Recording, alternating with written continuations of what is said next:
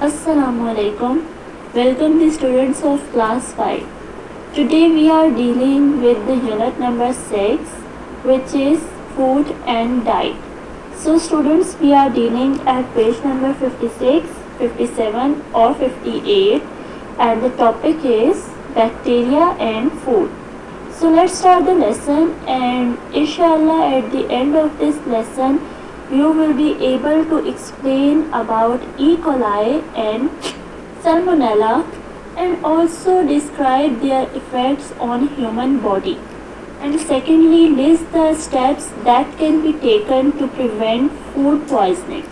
So basically, first of all, we will discuss about bacteria and food, that what is the connection between bacteria and food. ठीक है, इसके अलावा जो bacteria के 2 types हैं, E coli and Salmonella जो है, इनके बारे में पढ़ेंगे कि इनका ह्यूमन बॉडी के ऊपर जो है वो क्या इफेक्ट पड़ता है. ठीक है, अगर ये फूड में एग्जिस्ट करे तो इनका ह्यूमन बॉडी पर क्या जो है इफेक्ट है.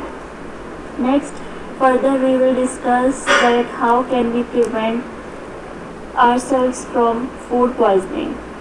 सो हम एक लिस्ट बनाएंगे जिसमें हम पढ़ेंगे कि वो कौन सी टिप्स हैं जिसके थ्रू जो है हम वो फूड पॉइजनिंग से जो है वो बच सकते हैं. Next first of all we will discuss about food and bacteria. So बच्चों, सबसे पहले आपको बैक्टीरिया के बारे में पता होना चाहिए. बैक्टीरिया जो है वो एक बायोलॉजिकल सेल की एक टाइप है. ठीक है, बैक्टीरिया जो है वो एक सिंगुलर सेल होता है. इसके अलावा जो है ये बैक्टीरिया जो होते हैं ये प्रोकैरियोटिक माइक्रो ऑर्गेनिजम्स होते हैं. ठीक है, प्रोकैरियोटिक माइक्रो ऑर्गेनिजम्स मीन ऐसे ऑर्गेनिजम्स हैं जिनको हम लोग नेकेड आई से जो अपनी आई से जो है वो सीन नहीं कर सकते, क्योंकि वो इतने छोटे होते हैं कि वो आम आँख से जो है वो नज़र नहीं आते. ठीक है, इनके लिए इनको देखने के लिए हम लोगों को जो है वो माइक्रोस्कोप का यूज़ करना पड़ता है. ठीक है, माइक्रोस्कोप के थ्रू जो है हम लोग बैक्टीरियाज को देख सकते हैं. इसके अलावा bacteria found everywhere in the earth's habitat, मतलब कि ये वाटर के अंदर भी मौजूद होते हैं, ओशंस में मौजूद होते हैं. ठीक है, फूड में मौजूद होते हैं. इसके अलावा प्लांट्स में मौजूद होते हैं और स्पेशली ह्यूमंस के अंदर जो है वो बहुत ज़्यादा बैक्टीरियाज मौजूद होते हैं. ठीक है, सो अब हम लोग फूड का और बैक्टीरिया का अगर रिलेशन पढ़ें तो फूड के अंदर भी जो है वो बहुत ज़्यादा बैक्टीरियाज जो है वो मौजूद होते हैं. लेकिन उनमें से कुछ बैक्टीरियाज जो होते हैं वो बहुत ज़्यादा नुकसानदेह नहीं होते. ठीक है, हार्मलेस होते हैं, जबकि कुछ बैक्टीरियाज ऐसे होते हैं जो कि बहुत ज़्यादा हार्मफुल होते हैं हमारे लिए, हमारी हेल्थ के लिए. अब इन हार्मफुल बैक्टीरियाज को जो है वो फूड के अंदर से ख़त्म किस तरह किया जा सकता है. ठीक है, सो बच्चों, इसके लिए हम लोगों को जो है हीटिंग प्रोसेस से गुजरना पड़ता है. दैट्स वाई जब भी हम कोई खाना बनाते हैं तो हम उसको हीट पर, फ्लेम पर पकाते हैं. ठीक है, ताकि जो उसके अंदर हार्मफुल बैक्टीरियाज हैं वो सब जो है वो ख़त्म हो सकें. फॉर एग्ज़ाम्पल, हम मिल्क को बॉयल क्यों करते हैं? क्योंकि हमें नहीं पता कि मिल्क के अंदर किस किस्म के बैक्टीरियाज मौजूद हैं. ठीक है, सो जब हम लोग मिल्क को बॉयल करते हैं तो इससे क्या होता है कि इसमें जो हार्मफुल बैक्टीरियाज होते हैं वो सब इजीली ख़त्म हो जाते हैं. दैट्स वाई बच्चों, अगर हम लोगों को फूड के अंदर से बैक्टीरियाज और जर्म्स को ख़त्म करना है तो हमें उन्हें प्रॉपर हीट पर पकाना पड़ेगा. ठीक है, क्योंकि अगर हम लोग उन्हें प्रॉपर हीट प्रोवाइड नहीं करते तो क्या होता है, वक्ती तौर पर तो वो बैक्टीरियाज ख़त्म हो जाते हैं, लेकिन जैसे ही खाना ठंडा होता है दोबारा से उसके अंदर जो है वो ये बैक्टीरियाज जो है वो प्रोड्यूस हो जाते हैं. नेक्स्ट आता है जी टाइप्स ऑफ बैक्टीरियाज. सो जो 2 मेन टाइप्स ऑफ बैक्टीरियाज हैं जो कि फूड पॉइजनिंग की बहुत ही अहम वजह है, वो कौन कौन से हैं? E coli and Salmonella. ये वो 2 बैक्टीरिया जिनकी वजह से बहुत ज़्यादा फूड पॉइजनिंग होती है. ठीक है, so let discuss these bacterias. Number 1, E coli. E coli is the short form abbreviation of Escherichia coli. ठीक है, it's a type of bacteria और इसके अलावा जो है ये ज़्यादातर इन्वायरमेंट में, फूड में और ह्यूमन इंटेस्टाइन में पाया जाता है. ठीक है, मोस्टली ई कोलाई जो होता है वो हार्मलेस होता है, but sometime it causes food poisoning. क्यों? बिकॉज जब भी फॉर एग्जांपल जब भी हम लोग फूड को जो है वो प्रॉपरली कुक ना करें, जैसा कि मीट हो गया या एग हो गया, अगर इनको प्रॉपरली कुक ना किया जाए, ठीक है, या वेजिटेबल्स को जो है खाने से पहले प्रॉपरली वॉश ना किया जाए, तो इसकी वजह से क्या होता है कि समटाइम फूड पॉइजनिंग की वजह ये बनती है. नेक्स्ट आता है जी सल्मोनेला. सैल्मोनेला जो है ये भी एक टाइप ऑफ बैक्टीरिया है, ठीक है, और ये ज़्यादातर जो है हमारे इंटेस्टाइन में मौजूद होता है, ठीक है, ह्यूमंस इंटेस्टाइन में मौजूद होता है ये। इसके अलावा इसका क्या काम होता है कि ये भी फूड पॉइजनिंग की जो है सबसे अहम वजह है, ठीक है। ज़्यादातर जो फूड पॉइजनिंग है वो सैल्मोनेला की वजह से होती है। अब क्या होता है इसमें कि हम लोग जब मीट को, गोश्त को जो है सही तरह पकाते नहीं हैं या पोल्ट्री की चीज़ों को जो है अंडर कुक करते हैं, तो इससे क्या होता है कि बहुत ज़्यादा सैल्मोनेला पॉइजनिंग होने का या क्या कहते हैं फूड पॉइजनिंग होने का ख़तरा जो है वो बहुत ज़्यादा बढ़ जाता है। ओके, नेक्स्ट है जी tips that helps to prevent food poisoning. Means what precautionary measures should be taken to reduce the chance of food poisoning. So number 1 is cook food until it is really hot. मतलब कि हमें खाने को तब तक पकाना चाहिए जब तक वो प्रॉपरली हॉट ना हो जाए, गर्म ना हो जाए, ठीक है।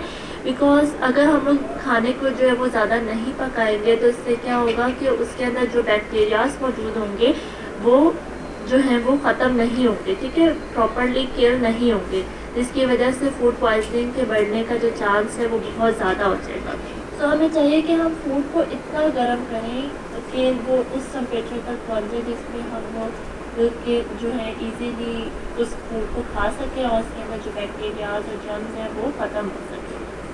नेक्स्ट है जी wash your hand before handling food.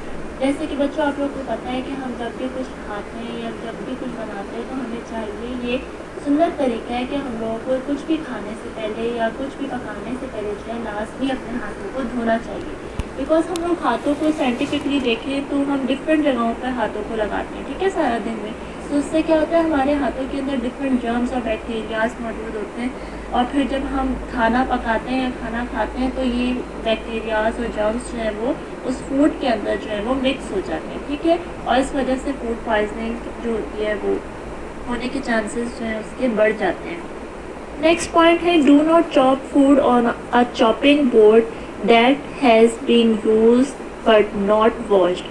मतलब कि जब भी हम कुछ खाना पकाते हैं तो जाहिर सी बात है उसके लिए हम चीज़ों को जो है वो कट करते हैं, जैसा कि फॉर एग्जांपल लहसुन, प्याज वगैरह जो होते हैं, डिफरेंट फूड आइटम्स जो होते हैं, इनको वेजिटेबल्स को इनको हम कट करते हैं चॉपिंग बोर्ड पर।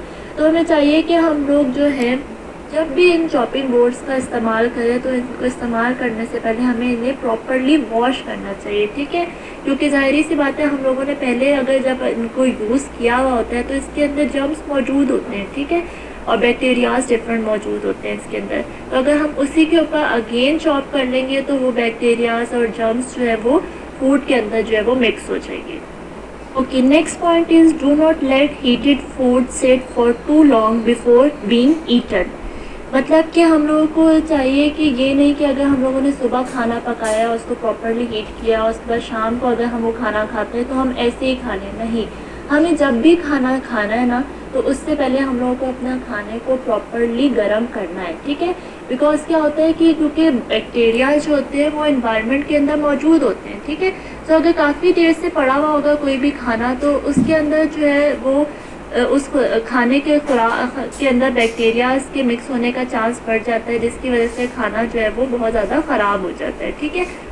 सो दैट्स वाई हम जब भी कोई खाना इस्तेमाल करते हैं या खाते हैं तो हमें चाहिए कि हमें उसको खाने से पहले उसे एक दफ़ा गर्म कर लें। Okay, next is check that food is hot all the way through by poking a square through it और cutting a piece with a knife.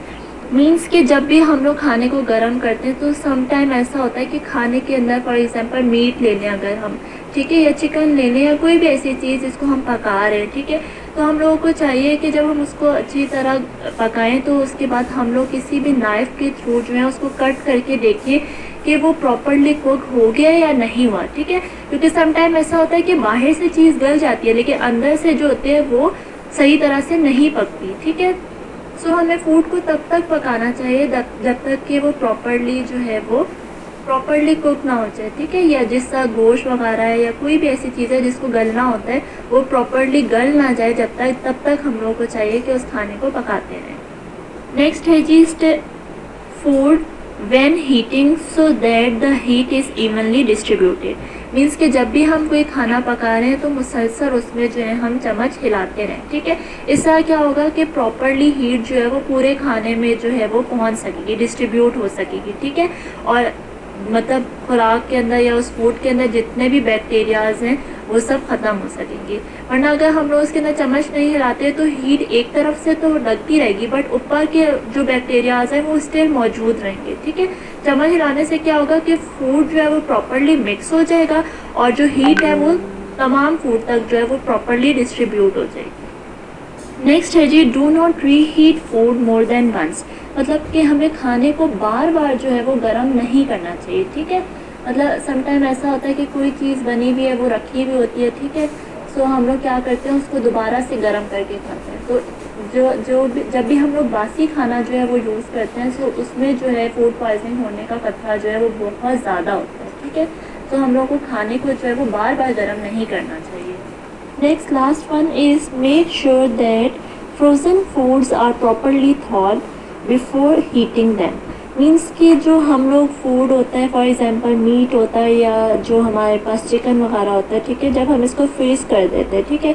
सो जब हम इन्हें पकाने लगे तो हमें चाहिए कि हम इन्हें पकाने से पहले जो है इसके अंदर जो बर्फ़ है उसको पिघला लें, ठीक है। उसके बाद जो है इसको पकाएं हम। या फिर सम टाइम ऐसा होता है कि कोई भी कटलरी आइटम्स होते हैं जैसा कि नगेट्स हो गए या कबाब वगैरह हो गए, इनको हमने फ्रीज़ किया हुआ होता है, ठीक है। तो जब भी हम इनको पकाने लगते हैं तो हम इनको निकालते हैं और फ़ौरन फ्राई कर लेते हैं। तो हमें ऐसा नहीं करना चाहिए, क्योंकि जब हम इनको फ्राई करते हैं तो इससे क्या होता है, क्योंकि वो बहुत उसके अंदर जो होते हैं बर्फ़ मौजूद होती है, सो वो प्रॉपरली हीट जो होती है वो प्रोवाइड नहीं होती उनको, और उसके अंदर जो बैक्टीरियाज होते हैं वो स्टिल मौजूद रहते हैं, ठीक है। तो हमें चाहिए कि हम लोग पहले उन्हें निकाल के थोड़ी देर बाहर रखें, उसके बाद जो है जब उसकी बर्फ़ पिघल जाए देन हम उनको जो है वो फ्राई करें। सो स्टूडेंट्स, ये वो बेसिक टिप्स हैं जिनके थ्रू जो है हम फूड पॉइजनिंग से जो है वो बच सकते हैं। So student, this is the lecture today. I hope you will understand the lesson, and at the end there is some home task for you. So first of all there is some blanks which is taken from your notebooks, ठीक है। आप लोगों ने क्या करना है, इन blanks को अपनी नीट कॉपीज़ पर राइट डाउन करना है and also fill them. Okay, next write the answer of these question and also learn them. So question number 1 is, why must food be made free of bacteria? Means कि हमारे food के अंदर, हमारी खुराक के अंदर जो है वो बैक्टीरियाज क्यों नहीं होने चाहिए, ठीक है। So the answer is, food must be free of bacteria because it cause food poisoning. कि हमारे खाने को बैक्टीरिया फ्री क्यों होना चाहिए, क्योंकि अगर हमारे खाने में बैक्टीरिया मौजूद होंगे तो इसकी वजह से क्या होगा, बहुत ज़्यादा फूड पॉइजनिंग का ख़तरा होता है। Next question number 2 is, how can food be made safe? कि हम खुराक को, अपने खाने को किस तरह महफूज बना सकते हैं। So the answer is, cook food until it is really hot. Number 2, wash your hands before handling food. Number 3, stir food when heating so that the heat is evenly distributed. Number 4, do not reheat food more than once. And number 5 is, make sure that frozen foods are properly thawed before heating them. So students, ये वो points हैं जिनको अभी मैंने आपको briefly describe किया था, ठीक है। आप लोगों ने इन क्वेश्चन आंसर्स को अपनी नीट कॉपीज़ पर राइट डाउन करना है एंड ऑल्सो लर्न दैम। जज़ाकल्लाहु खैर। अस्सलामु अलैकुम वरहमतुल्लाहि वबरकातुहू।